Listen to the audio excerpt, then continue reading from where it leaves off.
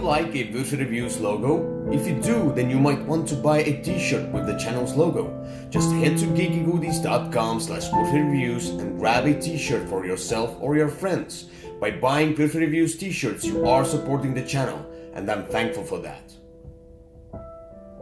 And don't forget that you can also support the channel through Patreon. Just head to patreon.com/würfelreviews and choose the reward level that suits you best. Your support means a lot. With enough support, this channel will continue providing you with the content and you will be able to contribute to that as well. Thank you to everyone who watches and supports the channel. Hi there, it's Martin Wallace here, presenting Wildlands, which is due to be published by Osprey. So, Wildlands is a 2 to 4 player arena combat game. There are 4 teams which each have their own strengths and weaknesses, and 2 maps over which you can fight. The key concepts in the game is each team has its own set of cards which determines those things that it can do. But what makes the game a little bit more interesting to play is rather than each card being specific to a character, all of those characteristics have kind of been chopped up and distributed among each of the cards. So cards are multi-use. So for example, this card here can be used to either move this character here, or this character here, or this character here. So therefore, if you use it on one character, then effectively it means you can do less with those other 2 people. So when you're setting up the game, each player gets 10 map cards. So you map cards which are numbered, which match the numbers on the board. You choose 5 cards for where your team's going to start, and then the 5 cards that you don't use go to the player to your left. So what's interesting there is you need to think about the best places within the sludge you need to think about the best places for your team members to start, but you also need to think about the cards you pass on, because that determines where their objective shards go. So you need to make sure that they're spread out, because if you clump them, then you're going to make it easy for them. It also means you can set up traps, you can set up ambushes, because you can think, okay, yeah, if you happen to have, say, number 8 and number 9, you think, right, well, I'll stick this here in number 8, and I'll stick one of my guys here in number 9, so when they go for this one, this guy can jump in and attack whoever goes there. So even before you start doing anything, there's a lot of things you need to think about. So once you set the board up, you have a hand of 7 cards. When it's your turn, you can do as many actions as you like. Actions, if you want to move, well, at the beginning of the game, none of your pieces are on the board, so you have to reveal somebody on the board. So I might reveal this person, I don't know, maybe they start here. Okay, so then if you want to move somebody, you have to play cards with their symbol on. So to move this person here, I would need to play cards with this symbol here. So you look at the matching symbol. So if I play that card there, that means that person can move one area. If in combat, there's 2 types of combat. So there is, these are probably not the best example cards, but there is ranged combat. There's 2 types of ranged combat. There's one with 1 arrow and there's one with 2 arrows. So the 1 arrow is infinite range, 1 damage. The one with 2 arrows is up to range 2 and you do 2 damage. So with ranged combat, you have to have line of sight. You just simply play the card. There's no dice. There's no randomness as such. Just play the card. If the other guy can block it with a shield symbol, then they block it. If they don't block it, then they take a damage. Now there are certain areas where there's cover, which is shown by a white number and a black circle. So this one here is in cover, which means as well as the shield blocking, they can also use the brick symbol. So you actually have a terrain modifier in that if your team guy is in cover, it's harder to hit them. Melee combat is done in a similar way, where there's a sword and a shield symbol, and then there's a double sword symbol. Sword and a shield symbol does 1 damage, double sword does 2 damage. Either of them can be blocked by a sword and a shield. So sword and a shield is dual use. You can either use it to attack or to defend. A double sword can only be used to attack. Okay. So again, very simple, very quick. I play a card, I hit you, the other guy either blocks it or they don't. Now, as I said, you can do as many actions as you like. However, there are certain cards, and I will now see if I can find one. There are certain cards that have an exclamation mark on. These are interrupt cards. So after each action, you have to give the other players the opportunity to interrupt you. So if they want to, they can play a card with an interrupt symbol, and then it becomes their turn. So what that means in reality is it's almost like you've got opportunity fire. So if I've got a guy who's wandering down the corridor and you happen to have a guy who's hidden and I want to hear, you might go, okay, I'm going to interrupt you, my guy's here, and then I'm going to fire at you because I've got these cards here, let me fire at you. So again, you can ambush people. So you're never sure during your turn whether somebody's going to pop up and stop you from doing what you're doing. Similarly, if they're already revealed, it might be you're running towards them because you want to attack them with melee, because that might be what you're good at. But they can use an interrupt to say, nope, I need to run away. So it makes the game very fluid. So you do as many actions as you like. Then at the end of your turn, you draw 3 cards from your hand. So here again, you need to be careful that you don't play too many cards, because if you've only got a few cards in your hand, then you're less likely to be able to block attacks. So there's a kind of a tempo thing going on there. If you run your resources down, you become more vulnerable to it being attacked. So the aim of the game is to get 5 points. You get a point by claiming a shard. To claim a shard, you have to play 3 cards with the symbol of the person claiming it on it. Or you also get a point for killing an opponent. So, which means if your team isn't as strong as your opponent, you don't have to worry about killing them, but it might be that your team is faster, that they're more maneuverable. So you might think, right, I'm not going to be very good at attacking the other player, but if I can get to my shards before they do, then I still have a good chance of winning the game. So you can choose to be aggressive or not. Yes. So it's a combat game. It's not a game where you have to kill the opposition. Okay. So the teams all play very differently. So this team here, which is the lawgiver, so each team tells you what the card composition is. So with the lawgivers, they kind of have specialists. So there's one guy who's really fast. So he'd be good for grabbing shards. There's another one who's really good at close combat. There's another person who's really good at range combat. There's somebody, I had mentioned, there's also area effect weapons, which you can think of as like a magical grenade, where it's only got a range of 1, but it does damage to everybody in the area. Yeah. Okay? So in this team here, they're a specialist. So then that means when you're doing your setup, you're thinking, right, where's the best place to put my melee guy? Where should I put my fast guy? It's how do I make my team work together? This team here, they got a character who is basically a tank. He can take a lot of hits. He's really good at hand-to-hand combat, but he's slow.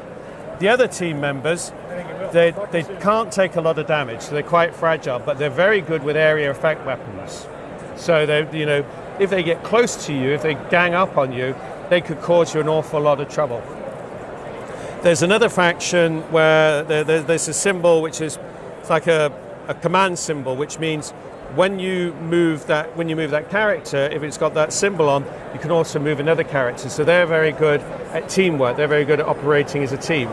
And then there's a final faction who are just good at melee. So they're pit fighters. So they just need to get close to you. Yeah. They can't hit you from range, but if they get close to you, they're going to beat the hell out of you. Okay. So your tactic then is, I need to stay away from you guys, because if you get too close, you're going to beat the hell out of me. So each team plays in a different way. So one of the skills of the game is how to play your team in the best way. Yes. Okay. And that's pretty much Wildlands.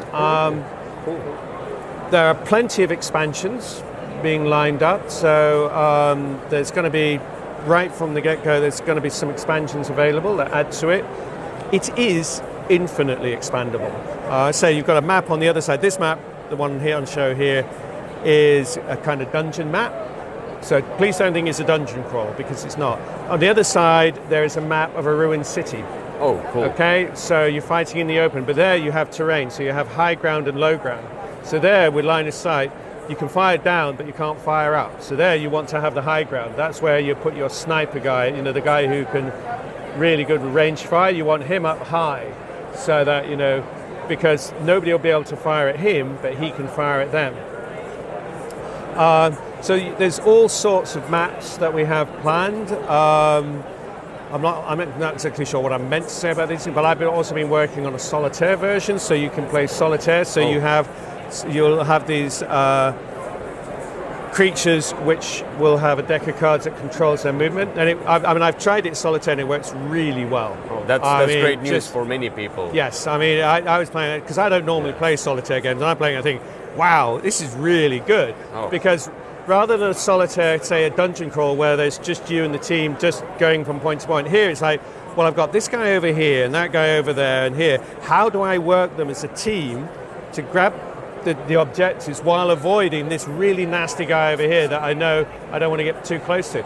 So it means you can apply a strategy. It's not just simply a case of, right, well, we'll go to the next room, and then we'll go to the next room, and we'll go to the next room. Here, it's like, no, you need to coordinate your forces. Again, looking at your cards, seeing which person have you got the most symbols for. It's like, this is a person I can most easily do something with.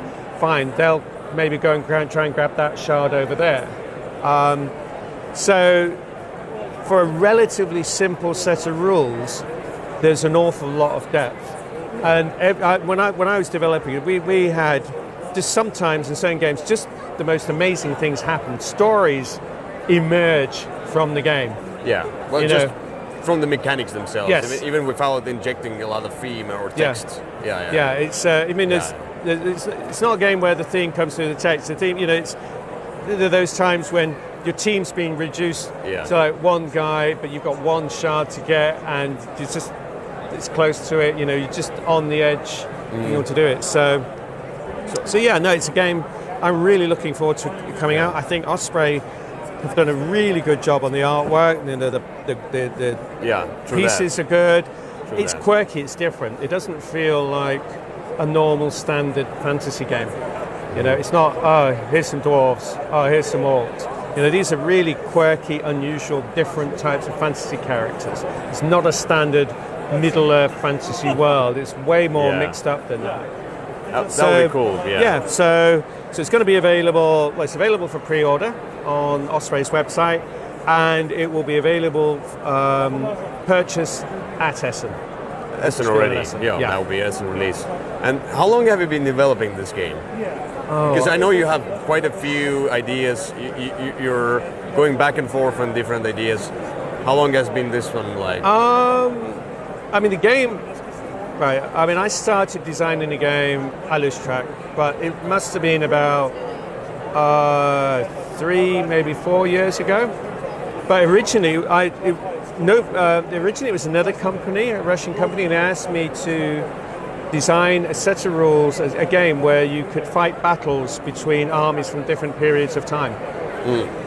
And I really struggled with that. I couldn't really make it work properly, because the problem there is, whichever army is the most technologically advanced, the only way you can balance it is by reducing their numbers, which means then you're just fighting a battle where there's a small number of high-tech guys against a large number of low-tech guys. And it's like, well, it doesn't really matter which period, it's always the same relationship.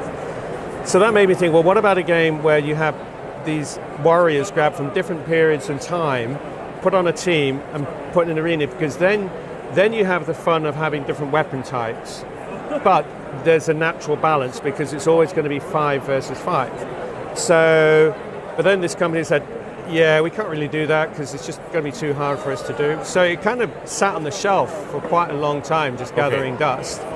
I showed it to a few other companies, like, no, this isn't really for us. And then I developed a relationship with Osprey because they publish London. And I happened to show this to them, and it was a case of good timing because they were actively looking for a game that they could do figures with, because they also did the Frostgrave line. So they were actually looking for something that would be a vehicle for a line of figures.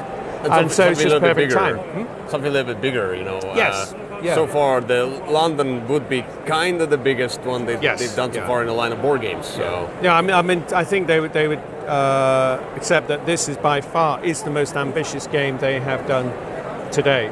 You know, in terms, in board games. In board games. Yeah. So, and that's really how it came about. So it was Osprey who came up with the idea of the characters. They changed it from being warriors from different periods of time, because as they pointed out, that's Heroescape, which I'd never played, but that was Heroescape, so it's like, I can't do that. Sure. So they came up with the idea for these different factions, and they created the backstory, they created this world. That's cool. But I think, it's simple to play. You can play the game in half an hour. I mean, it moves really quickly. Because one of the things I was trying to do in the game, I want a game where it feels like you're in the action movie. Where, there's a lot of games where you have combat where, okay, we need to stop now. We need to roll some dice. What are the dice modifiers? Oh, well, you get this, and then you get that. I have this special ability. Oh, this counters mine. Yeah, and I have this. You have these breaks, and it takes forever. Whereas this, it's just a case. I'm going to hit you. Oh, you blocked it. Oh, I'm going to hit you again. Oh, you blocked that. And I'm going to hit you again. Oh, you didn't block that. So I hurt you. Boom, move on. Yeah, so everything moves really, really quickly. So say in Gloomhaven, it takes you days just to cross a room. Whereas here, it's like you can move very quickly around the board because it's just play a card, play a card, play a card, play a card. So it's very fluid. Yeah, so it feels like you're in an action movie. So, play in half an hour, boom, it's like, that was great, let's set it up again with maybe different factions. Or you might go, I really played that badly, I would want to try again and try a different strategy. Lovely. Anyway, that's what I want to say, is that I'm not into dungeon crawl games. That's why I don't play them, because there's so many little things you need to manage, and some combat games that are overcomplicated through so many different abilities that I'm just tired of reading them all over again and learning them. That's what I like about this one. This is usually it's not my style of game, but this one interests me a lot because of simplicity of it and how you can get in. I think I can play it with people who are not like big gamers. I think quite easily, because it's all symbols. It's all symbols. It's all on the cards. The individual actions of those are pretty simple, and so there's no text to read. There's no special powers as such. The game itself is quick to set up. Put the board down, deal out your map cards, choose where you're going to start. You're ready to go. 5 minutes, something like that. All right. So thank you so much for a great preview about Wildlands, and we see you. Maybe in Essen, maybe somewhere else. I'll be there. You'll be there. You'll sell a lot of copies of Wildlands. Fingers crossed. So. All right. Thank you so much. Cool. Have a great day. Bye. This channel is sponsored by Osprey Games. Check them out at ospreypublishing.com.